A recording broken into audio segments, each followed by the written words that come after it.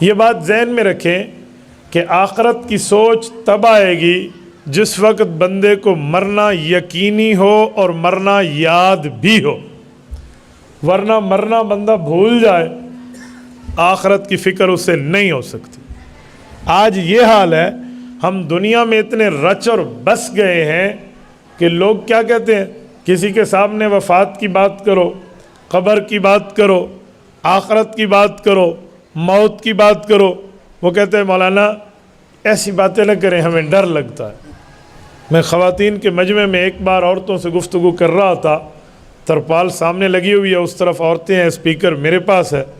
میں نے بات کرتے ہوئے کو 3-4 بار موت، موت، قبر، آخرت، کفن، جنازہ، دفن، اس کا ذکر کیا تو مجھے پرچی آنے شروع ہو گئی کہ ہماری بچیاں ڈر جائیں گی، آپ موت کی بات نہ کریں۔ وہ بچی کیا ہے جسے موت سمجھ آ جائے؟ وہ بچی نہیں ہے، پھر تو بچی کھچی ہے۔ بھائی کوئی دماغ رکھے۔ آج یہ حال ہے، آج باپ کہتے ہیں نا بچوں کو کہ بچوں فکر کرو آخرت کی، میں مر جاؤں گا، تم کہو ابو ایسی بات نہ کرو۔ کیوں؟ یہ ابو کے ہاتھ میں موت ہے، یہ ابو خود جو ہے نا ملک الموت ہے۔ یہ پتہ نہیں ہم نے کون سا کانسیپٹ بنا لیا ہے، اجی آخرت کی بات نہ کریں۔ رسول اللہ صلی اللہ علیہ وسلم فرماتے ہیں کہ جتنا ہو سکے حازم اللذات کو یاد کرو۔ صحابہ نے پوچھا حازم اللذات کیا ہے؟ فرمایا جو تمہارے دنیاوی لذتوں کو توڑ دے، آخرت کی یاد دلائے، اسے موت کہتے ہیں۔ فرمایا اسے یاد کرو۔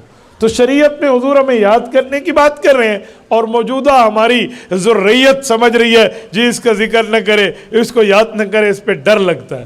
اور خدا کے بندے ڈر لگتا ہے، مرنا نہیں ہے، موت نہیں آئے گی، اللہ سے لکھوا کے لے آئے کہ بالکل قیامت تک آپ کی زندگی رہے گی۔ تبارك الذي نزل الفرقان على عبده ليكون للعالمين نذيرا